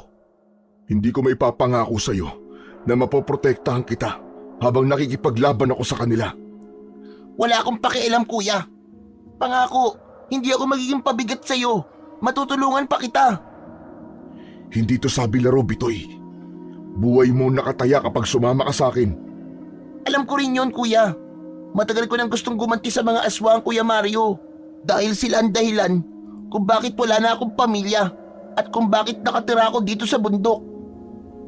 Natahimik si Mario. Ramdam niya ang bigat ng emosyon sa boses ng bata, pero hindi pa doon natapos ang pagsasalita ni Bitoy. Binigyan mo ako ng lakas ng loob na labanan ng mga aswang, Kuya Mario. Kasi kahit bulag ka, malakas ang loob mo na labanan ng mga aswang. Doon ko nalaman na hindi hadlang ang edad ko o kapansanan para lumaban sa kasamaan. Ang lalim naman ang sinabi mo. Bumuntong hininga si Mario. Ilang sandali siyang nanatiling tahimik upang mag-isip ng malalim. Maya-maya pa, bahagya siyang tumango at muling nagsalita. Sige, papayag na ako sumama ka. Pero may mga kondisyon ako. Kahit ano, Kuya Mario, kahit na anong kondisyon ay susundin ko. Una, makikinig ka sa lahat ng utos ko. Walang tanong, walang reklamo. Pangalawa, hindi ka lalayo sa tabi ko kahit na anong mangyari. At pangatlo, kung sa tingin ko ay masyado ng delikado para sa'yo, kailangan mong umatras at umalis. Kung sasang-ayon ka sa mga kondisyon ko, papayagan na kitang sumama sa akin. Paig na paig ako sa mga kondisyon mo, Kuya Mario. Kahit nga dagdagan mo pa yan eh. Talaga? Gusto mo pa talagang dagdagan ko ang mga kondisyon ha? Eh di dadagdagan ko. Ay hindi na pala, Kuya, joke lang yun. Nagbibiro lang po ako. Okay na po yung 3 kondisyon. Tama na po yung Kuya. Natawa ng bahagya si Mario sa tono ng boses ni Bitoy. Ramdam niya ang kasiyahan ng bata at kahit paano ay may kung anong ginhawa rin siyang naramdaman dahil alam niya na hindi na siya nag-iisa sa kanyang misyon. Tara na, malayo pa ang ating lalakbayin. Masayang sumabay si Bitoy sa paglalakad ni Mario. Hindi inaasahan ni Mario na mangyayari yon, na may makikilala siyang isang batang matapang sa bundok na yon at sasamahan siya sa pagpunta sa kuta ni Bangis. Makalipas ang ilang oras na paglalakad ni Mario at Bitoy, ay naramdaman ni Mario na unti-unti nang nagliliwanag ang paligid habang sumisilip ang mapusyaw na sinag ng araw sa pagitan ng mga puno. Huminto si Bitoy at narinig ni Mario ang malalim nitong paghinga. Bakit tumigil ka sa paglalakad, Bitoy? May problema ba? Kuya Mario, baka pwedeng magpahinga muna tayo. Magdamag na tayo naglalakad. Baka maubusan tayo ng lakas bago pa tayo makarating sa kuta ng mga aswang. Pinakinggan ni Mario ang paligid. Tahimik doon, maliban sa mga huni ng ibon at maihinang tunog ng mga insekto. Tumango siya at naghanap sila ng isang puno kung saan maaari silang magpahinga. Aray, ang sakit na ng mga binti at paa ko, Kuya. Ikaw ba? Hindi ka ba napapagod? Hindi ako pwedeng mapagod, Bitoy. May buhay akong kailangan iligtas. Pero kung pagod ka na, pwede naman kitang iwanan na lang dito at ako na lang ang pupunta sa kuta ng mga aswang. Hindi, joke lang yun, Kuya. Kayang-kaya ko pa. Konting pahinga lang po at ready na ulit ako maglakad ng walang pahinga. Pero maiba ako, Kuya Mario. Gaano mo nakatagal kilala si Ate Liwayway? Ngumiti si Mario sa pagbanggit ni Bitoy sa pangalan ng kanyang kasintahan. Bata pa lang kami, magkasama na kami. Magkapitbahay kami noon at sabay kaming lumaki. Nung nagkaroon ng pagsalakay ng mga aswang sa lugar namin, doon na sila lumipat ng bahay. Alam mo ba, siya ang unang naniwala sa akin na hindi sagabal ang pagkabulag ko para mabuhay ako ng normal. Mukhang mahal na mahal mo talaga siya, Kuya Mario. Mahal na mahal. At ganun din naman siya sa akin. Kaya kahit na anong mangyari, kahit bulag pa ako ay ililigtas ko siya. Tinding hindi ako papayag na magtagumpay si Bangis sa plano niyang gawin kay Liwayway. Alam mo, Kuya Mario, naiintindihan kita. Kasi parehas tayo na mga aswang ang dahilan kung bakit ako nawala ng pamilya. Sila rin ang dahilan kung bakit mag-isa na ako sa buhay. Kaya gusto-gusto kong makaganti kagaya mo. Kaya humahanga ako sa iyo, Kuya. Ang lakas ng loob mong harapin ng mga aswang kahit bulag ka. Sandaling natahimik si Mario. Ramdam niyang mapagkakatiwalaan niya si Bitoy, kaya hinawakan niya ang mutya na nakasabit sa leeg niya. Bitoy, may isang bagay akong dala, kaya malakas ang loob ko na harapin ang mga aswang. Nakikita mo ba itong nakasabit sa leeg ko? Oo kuya, ano yan? Ang ganda naman yan. Ito isang mutya. Ito ang mutya ng puting paniki. Isa itong pambihirang mutya na may kakayang pausayin ang pandama ng isang tao, lalo na ang pandinig at pangamoy. Wow! Ibig sabihin, kaya mo marinig ang lahat ng nangyayari sa paligid mo? Kaya pala kahit sobrang tahimik ko, nung nanakawin ko na yung bag mo, ay nahuli mo ko. Tama ka, Bitoy. Maging ang pinakamaliit na tunog at pinakamahina na hindi napapansin ng normal na tao, naririnig ko. Ang bawat yapak, ang tunog ng paghinga, maging ang tunog ng puso ng isang tao o ng isang aswang. Lahat ng yun ay naririnig ko, basta gugustuhin ko. Ang galing naman pala Kuya Mario. Kaya kahit bulag ka, para ka pa rin may paningin sa dilim. At dahil sa mutya na ito, ay nagkaroon ako ng lakas ng loob na puntahan ang kuta ng mga aswang. Gagamitin ko ito para mailigtas ko si Liwayway at tapusin na ang kasamaan nila Bangis. Sigurado ako magtatagumpay tayo Kuya Mario. Uubusin natin silang lahat. Nakangiting napatango si Mario. Sa sandaling yun, napagtanto ni Mario na hindi lang sila basta magkasama sa laban ni Bitoy, dahil sila ay magkasangga sa isang misyon na parehong matagal na nilang hinihintay. Nagpatuloy sa kanilang paglalakbay sina Mario at Bitoy. Makalipas lang ang ilang oras ay nagsimula ng lumubog ang araw at unti-unti nang lumamig at dumilim ang paligid. Nang maramdaman ni Mario na madilim na, ay tinanong niya si Bitoy. Bitoy, pagod ka na ba? Ha? Hindi pa. Kayang-kaya ko pa maglakad ng ilang oras. Alam kong pagod ka na. Ramdam ko sa hininga mo at sa bigat ng yapak mo. Huwag mong pilitin ang sarili mo. Sige, magpahinga muna tayo at kumain. Sige po Kuya Mario. Tamang-tama at may malaking puno. Doon na lang po tayo. Umupo sila sa ilalim ng isang malaking puno. Kinuha nila ang kaunting pagkain sa kanyang bag at nagsimulang kumain. Bitoy, natatakot ka ba? Kung dati niyo po ako tinanong yan, opo. Pero ngayon, hindi na po Kuya Mario. Kasi kung sakali mang mamatay ako, wala namang maghahanap sa akin. Wala na akong pamilya. Wala na pong magluluksa. Wala na pong halaga ang buhay ko kasi mag-isa na lang po ako. Bitoy, huwag mong sabihin wala kang halaga. Hindi dahil wala kang pamilya, wala ka ng halaga. Ang buhay mo ay mahalaga dahil ikaw ay may layunin. At ang layunin mong ito ay mas dakila kaysa sa galit na kinikimkim mo. Ang tunay na laban, Bitoy, ay hindi lang sa mga aswang, kundi nasa sarili natin.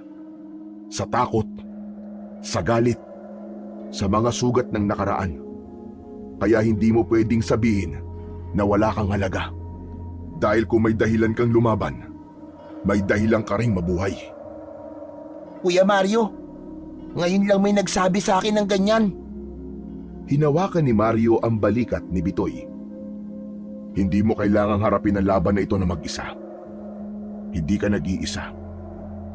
Nandito ako at alam kong may dahilan kung bakit tayo pinagtagpo sa bundok na ito, Bitoy. Hindi man nakikita ni Mario, alam niya ng sandaling yon ay nakangiti sa kanyang harapan si Bitoy.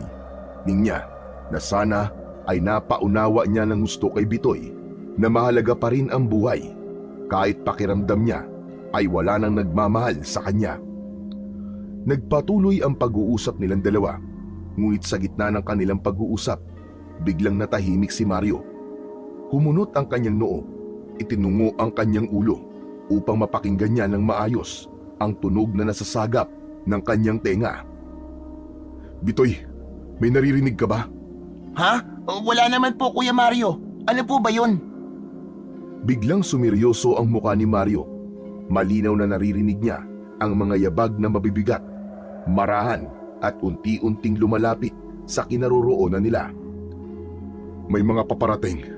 Maganda ka, Bitoy.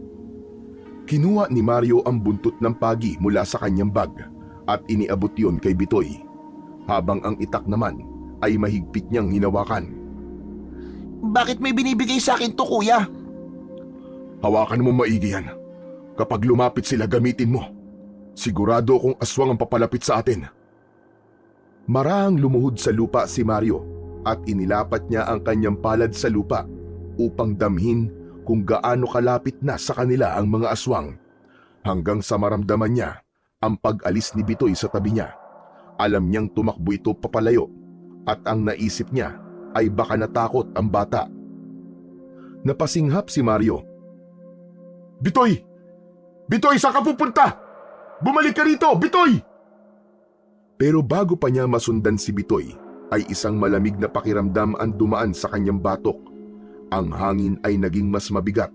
Ang mga yabag na kanina'y marahan na lumalapit ay naging mabilis na parang nagmamadaling lumapit sa kanya. Mas naging mariin ang hawak ni Mario sa hawakan ng kanyang itak. Huminga siya ng malalim. Hindi na niya alam kung nasaan si Bitoy. At alam niya na sa sandaling yun ay napapalibutan na siya ng napakaraming mga aswang. Mula sa lahat ng direksyon ay sabay-sabay na sumugod ang mga aswang kay Mario. Halos hindi niya mahulaan ang kanilang galaw. Ang ilan ay gumapang sa lupa na parang mababangis na hayop at ang iba naman ay lumundag mula sa mga sanga ng puno. Ngunit kahit walang paningin ay ramdam ni Mario ang bawat pagbabago sa paligid. Nararamdaman niya ang biglaang paggalaw ng hangin sa kanyang kanan. Alam niyang may aswang na gumagapang sa lupa sa direksyon na yon dahil sa bahagyang pagyanig ng lupa sa ilalim ng kanyang mga paa. Sa isang iglap, iniwasan niya ang pag-atake ng aswang. Dama niya ang pagdaan ng kamay nito sa kanyang balikat at muntik na siyang makalmot. Mabilis siyang pumihit at buong lakas na hinataw ang kanyang itak sa katawan ng aswang. Agad niyang naramdaman ang paghiwa ng matalim na itak sa laman nito at sa isang iglap, narinig niya ang pagbagsak ng katawan nito sa lupa. Naramdaman ni Mario ang dalawa pang aswang na sumugod mula sa kanyang likuran. Meron ding isa sa kanan at isa sa kaliwa. Pinakiramdaman niya ang paglapit ng mga aswang at ang paghinga ng mga ito. Sa isang mabilis na galaw, tumalon siya pasulong upang maiwasan ang kanilang mga kamay. Agad niyang pinaikot ang kanyang itak sa kaliwa at tinamaan ang unang aswang sa tagiliran. Kasunod nun ay mabilis siyang yumuko at inundayan ng saksak ang pangalawang aswang na nasa kanan at tinamaan yun sa dibdib. Nagpatuloy ang labanan. Isa pang aswang ang lumundag mula sa isang sanga ng puno sa itaas niya at sinusubukang atakihin siya mula sa ere. Sa tamang tiyempo, umilag si Mario pakanan at agad niyang inangat ang kanyang itak. Nang bumagsak ang aswang mula sa itaas, ay sinalubong ito ng talim ng kanyang itak at bumaon sa tiyan nito yun. Sunod-sunod ang naging pag-atake ni Mario. Bawat galaw at pag-atake niya ay eksakto at kalkulado. Kahit nag-iisa, hindi siya natamaan ni isa man ng mga aswang. Sa bawat pagtatangka ng mga ito na lapitan siya, ay nagagamit niya ang kanyang matalas na pakiramdam upang maramdaman kung nasaan ang mga aswang. Bago pa man makalapit sa kanya ang mga kalaban, ay natatamaan na niya ito ng kanyang itak. Sa kabila ng mga napatay niyang mga aswang, hindi pa rin natapos ang labanan. Mas marami pang aswang ang dumating. Alam ni Mario na hindi siya maaaring lumaban ng walang katapusan. Hanggang isang ideya ang naisip niya. Mabilis niyang binaba ang kanyang itak, sabay taas ng dalawa niyang kamay. Naramdaman niya ang paghinto ng mga aswang sa pag-atake sa kanya. Tama na! Tama na! Sumusuko na ako. Alam ko na nais akong makita ng iyong pinuno. Kaya dalhin niyo na lang ako sa kanya. Narinig ni Mario na sinabi ng isang aswang na si Mario ang bulag na paboritong paglaruan ni Bangis. Ayon dito, siguradong matutuwa ang pinuno ng mga ito kung dadalhin ng mga ito si Mario sa kanilang kuta. Agad na sinunggaban ng mga aswang ang magkabila ang braso ni Mario at mahigpit siyang hinawakan ng mga yon. Naramdaman niya ang matutulis at magaspang na kuko ng mga yon sa kanyang balat. Narinig niya ang ibang mga aswang na tumatawa na marahil ay natutuwa sa kanyang pagsuko. Matapos yun, ay hinila na siya ng mga aswang. Hindi na pumalag si Mario at sumunod na lang siya kung saan siya dadalhin ng mga aswang. Maya-maya pa ay naramdaman ni Mario na pababa na ang lupang nilalakaran nila. Ang hangin sa paligid ay amoy na nabubulok na laman. Ang bawat takbang nila ay nagdala ng mas malamig at nakakakilabot na pakiramdam sa kanyang balat. Alam niyang hindi siya dapat magpadala sa takot, ngunit hindi niya maiwasang isipin kung ano na ang nangyari kay Bitoy at kung nasaan na ito. Hindi niya alam kung nagawa nitong makatakas o kung natagpuan na ito ng mga aswang. Pinilit niyang alisin sa isip ang posibilidad na patay na ang batang si Bitoy. Ipinagdasal na lang niya na sana ay ligtas ito at sana ay nasa ligtas na lugar. Makalipas ang ilang sandali, ay naramdaman ni Mario na huminto ang mga aswang. Naramdaman niya na may isang malakas na presensya sa harapan niya. Palapit yun sa kanya hanggang sa may huminto sa harapan niya. Alam ni Mario na si Bangis ang nagmamay-ari ng presensyang yun, kaya tumiim ang bagang niya. Kahanga-hanga kan talaga. Hindi ko akalain na makakalabas ka kagad sa gubat na yun. Kakaiba ka talaga. Pinahanga mo ko. Nasaan si Liwayway? Ilabas mo siya! Narinig ni Mario ang mahinang pagtawa ni Bangis na puno ng panunuya. Kaya ka ba nandito? Ay para iligtas ang babaeng mahal mo? Napakalakas talaga ng loob mo. Nasaan siya? Sagutin mo ang tanong ko. Huwag kang mag-alala. Dahil buhay pa siya hanggang ngayon at wala akong balak na patayin si Liwayway. Hayaan mo at hayaan kong makita ka niya. Kaya huwag kang mainip. Bukas ng gabi, sa pagbilog ng buwan, ay aangkinin ko na siya mismo sa iyong harapan.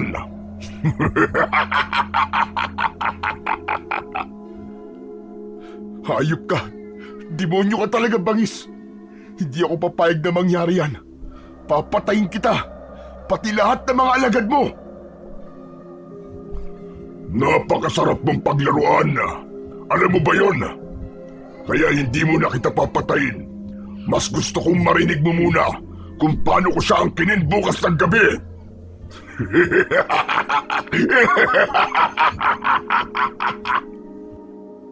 Nag-apoy ang damdamin ni Mario sa galit. Hindi niya napigilan ang pagwawala. Sinubukan niyang lumapit kay Bangis pero masyadong maigpit ang pagkakahawak ng mga aswang sa kanya. Itali niyo siya at siguraduhin niyo hindi siya makakawala. Huwag niyo rin siyang sasaktan dahil kailangan ko pa siya hanggang bukas ng gabi. Kinaladkad ng mga aswang si Mario palayo kay Bangis. May marahas na humawak sa kanyang balikat at may tumulak sa likod niya. Hindi nagtagal, naramdaman niya ang malamig at magaspang na lubid na ipinulupot sa kanyang katawan matapos siyang maisandal sa isang puno. Pinilit niyang lumaban, ngunit masyadong marami ang mga aswang. Manatili ka lang dyan, Mario. Bukas ng gabi, maririnig mo kung paano ko kukunin ang babaeng gusto mong iligtas.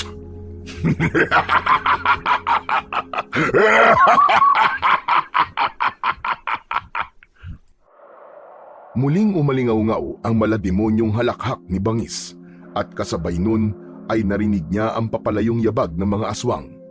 Iniwanan siya ng mga yun na mag-isang nakatali sa puno. Makalipas ang ilang minuto ay tumahimik na ang paligid.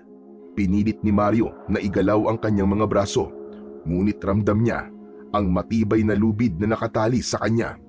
Alam niyang hindi niya kayang basta-basta lang bumunot ng lakas upang makawala. Habang iniisip niya ang posibleng paraan upang makawala siya, ay napansin niyang lumalamig ang paligid. May naramdaman siyang presensyang papalapit sa kanya.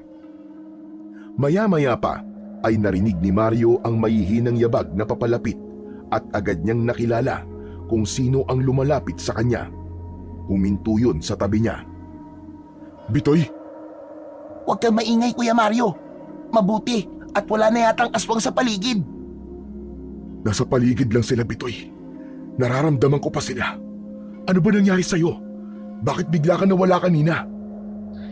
Nagtago ko kanina bago ka nila inatake, kuya. Alam kong may posibilidad na mahuli ka nila, kaya nagtago na lang ako. Kailangan kong tiyakin na may magliligtas sa iyo. Nakita mo na, nahuli ka nga nila.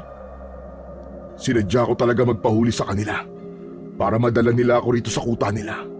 Hindi ko naman nakalain na itatali nila ako. Huwag ka mag-alala, Kuya Mario. Pakakawalan kita. Kinuha ko tong itak mo na iniwanan mo kanina. Narinig ni Mario ang bahagyang kaluskos ng isang matulis na bagay sa likod. Kasunod nun ay naramdaman niyang lumuwag ang pagkakagapos sa kanya hanggang sa tuluyan na siyang nakawala. Nakahinga si Mario ng maluwag. Agad na inabot ni Bitoy ang kanyang itak at mahigpit niya yung hinawakan. Salamat, Bitoy. Wala yun, Kuya Mario. Pero kailangan nating umalis bago pa sila bumalik. Hindi ako pwedeng umalis, Bitoy. Ililigtas ko pa si Liwayway. Nararamdaman ko na nandito lang din siya sa paligid. Oo nga pala. Kaya ka nga pala nandito'y para iligtas siya. Tumango si Mario. Alam niyang hindi pa tapos ang laban. Ngunit ngayon, hindi na siya isang bihag. Isa na siyang mandirigma na handang tapusin ang lahat. Natigilan si Mario nang naramdaman niya na may matang nakatitig sa kanila mula sa dilim. Maganda ka, Bitoy. Nakita na nila tayo. Hindi na ako magtatago ngayon, kuya. Lalaban na ako. Nasa akin pa rin ang buntot ng pagi mo. Sa isang iglap, lumundag mula sa kung saan ang tatlong aswang. Sinalubong ni Mario ang isang aswang na sumugod mula sa kanan. Napakabilis ng aswang, ngunit mas mabilis si Mario. Iniwasan niya ang matulis nitong kuko na dumaluhong sa kanya at sa isang mabilis na galaw ay pinugutan niya ito ng ulo. Sa tabi ni Mario ay naramdaman niya ang mabilis na paggalaw ni Bitoy. Hindi niya nakikita kung paano ito lumaban, ngunit narinig niya ang hampas ng buntot ng pagi, kaya sigurado siyang may kaalaman ang bata sa pakikipaglaban. Dalawa pang aswang ang sumalakay kay Mario. Ginamit niya ang talas ng kanyang pandama upang matuntun ang galaw ng mga ito. Nadama niya ang hangin na bahagyang gumalaw sa kaliwa. Mabilis niyang iniwasan ang atake. Umikot siya sa likod ng aswang at malalim niyang itinarak ang itak sa likod nito. Narinig ni Mario ang malalim na paghinga at mabigat na yabag sa lupa ng isang aswang. Sumugod ang isa pang aswang at sinalubong ito ni Mario nang walang pag-aalinlangan. Iniwasan niya ang matatalim nitong kuko at buong lakas na isinaksak ang itak sa katawan ng aswang. Matapos yun ay tinaga niya ito sa leeg. Muling natigilan si Mario nang maramdaman niya ang presensya ni Bangis na mabilis na papalapit sa kanya. Naramdaman niya na papalapit sa mukha niya ang mga kuko ni Bangis, pero bago pa yun humiwa sa balat niya ay mahigpit niyang nahawakan ang kamay nito. Masyado ka na sakit sa ulo ko, bulag. Ang dapat sa'yo ay patayin na! Ikaw ang papatayin ko at sisiguraduhin kong hindi matatapos ang gabing ito nang hindi kita napapatay, Bangis!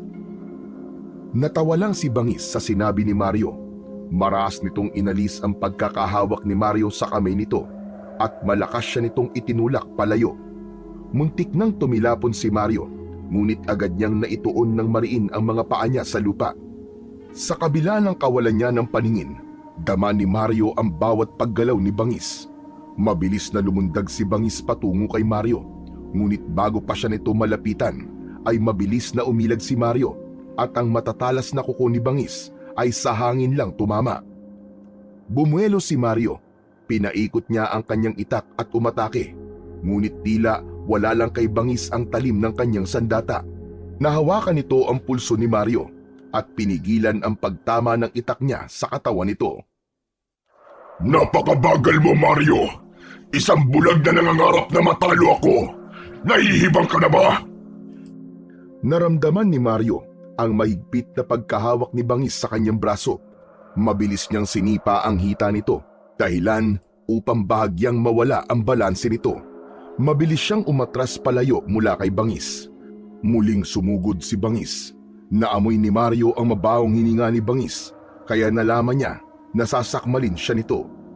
Sa sandaling iyon ay isinara ni Mario ang kanyang mga mata. Pakiramdam niya ay bumagal ang lahat ng gumagalaw sa paligid niya. Mas naramdaman niya ang banayad na paggalaw ng hangin, ang bawat yabag sa lupa at ang pagtibok ng puso ni Bangis na bumibilis habang papalapit sa kanya. Muling ibinukas ni Mario ang kanyang mga mata.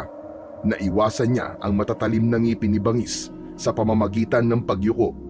Gumulong siya pakaliwa at buong puwersa niyang isinaksak ang itak sa tagiliran ng pinuno ng mga aswang. Isang malakas na sigaw ang kumawala sa bibig ng halimaw. Nag-alab ang galit ni Bangis. Sinubukan nitong kalmutin si Mario, ngunit muli siyang nakaiwas. Nang lumagpas ang braso ni Bangis kay Mario, ay tinaga niya yon. Mabilis na humarap si Bangis kay Mario, pero umikot siya sa likod nito at buong lakas niyang isinaksak ang itak sa batok ni Bangis. Pumasok ang talim hanggang sa mismong loob ng bungo nito.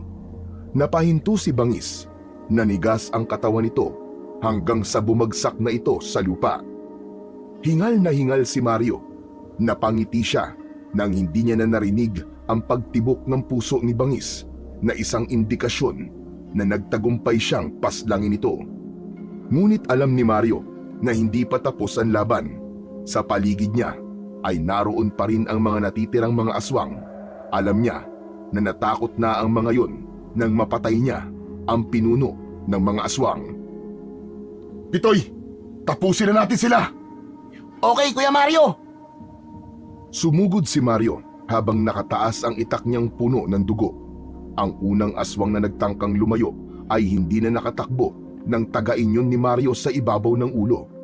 Matapos yun ay nakipagpambuno si Mario sa isa pang aswang na sinubukang atakihin siya mula sa likod. Matagumpay niya itong napatay nang saksakin niya ito sa leeg. Unti-unting nabawasan ang mga aswang. Isa-isang bumagsak ang mga walang buhay na katawan ng mga aswang sa lupa. Nang tuluyang mapatay ni Mario ang huling aswang, ay doon na siya nakahinga ng maluwag. Kuya Mario, naubos natin silang lahat! Wala na mga aswang! Magaling, Bitoy. Pero paano ka natutong makipaglaban? Dati kasing manunugis ng aswang ang tatay ko, Kuya Mario. Tinuturuan niya ako makipaglaban sa mga aswang dati pa. Kaya rin siya pinatay ng mga aswang kasi tinik siya sa dibdib ng mga halimaw na yon. Kaya naman pala. Pero mamaya na tayo magkwentuhan. Hanapin na muna natin si Liwayway. Agad nilang tinungo ang mga kubo na naroon. Madilim at nakakatakot ang paligid. Ngunit hindi nagpatinag ang dalawa. Isa-isa nilang binuksan ang mga pinto at sinuyod ang bawat sulok. Hanggang sa narinig ni Mario ang pagsigaw ni Bitoy. Kuya! Kuya Mario! Nandito siya! Nandito si Ate Liwayway! Mabilis na lumapit si Mario sa kinaroroonan ni Bitoy. Ginabayan siya nito sa pagpasok sa isang kubo. Sinabi ni Bitoy na nakatali at may busal sa bibig si Liwayway at si Bitoy na mismo ang nagpakawala kay Liwayway. Hindi nagtagal ay naramdaman ni Mario ang mahigpit na pagyakap ni Liwayway sa kanya. Gumanti siya ng yakap dito at narinig niya ang pag-iyak nito sa balikat niya.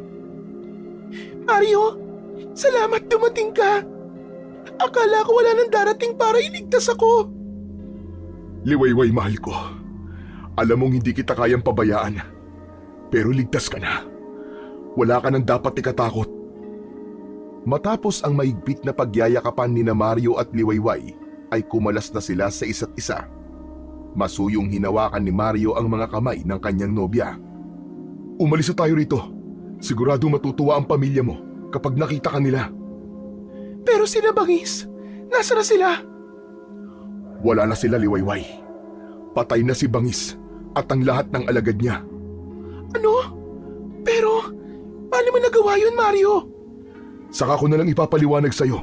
Umuwi na muna tayo. Lumabas silang tatlo sa kubo na yon. At sa huling pagkakataon, nilingon ni Mario ang dugo ang kampo ng mga aswang. Matapos yun, ay sinimulan na nilang tahakin ang daan pabalik sa kanilang baryo. Matapos ang halos isang araw, ay ligtas na nakabalik sina Mario, Liwayway at Bitoy sa mahabang sapa. Labis ang tuwa at pasasalamat ng pamilya ni Liwayway kay Mario sa pagsagip niya kay Liwayway. Humingi rin ang mga ito ng paumanhin kay Mario sa pangmamaliit sa kanya. Ipinaliwanag na rin ni Mario kay Liwayway kung paano niya nagawang talunin si Bangis. Ipinaalam niya rito ang kapangyarihang taglay ng mutya ng puting paniki. Nagdesisyon si Mario na ampunin si Bitoy dahil sa wala na itong pamilya at matagal na itong namumuhay na mag-isa sa bundok. Labis ang kasiyahan ng bata at simula noon ay naging bahagi na si Bitoy ng buhay ni Mario. Lumipas ang mga taon at tuluyang nauwi sa kasalan ang pagmamahala ni Mario at Liwayway. Subalit hindi nakalimutan ni Mario ang mutya ng puting paniki. Patuloy niya yung inalagaan dahil alam niya na sa oras na may sumalakay ulit na mga aswang sa lugar nila ay magagamit niyang muli ang kapangyarihan ng mutya. Isang araw, bumalik si Mario sa kuweba kung saan niya nakuha ang mutya. Sa kanyang puso, nararamdaman niya ang presensya ni Diwani na parang nakamasid pa rin sa kanya habang taos-puso siya nagpapasalamat sa diwatang nagtiwalang ibigay sa kanya ang mutya ng puting paniki sa kabila ng pagiging bulag niya. At umaasa siya na patuloy niyang magagamit ang mutya upang ipagtanggol ang mga mahal niya sa buhay at kanilang baryo laban sa puwersa ng kasamaan.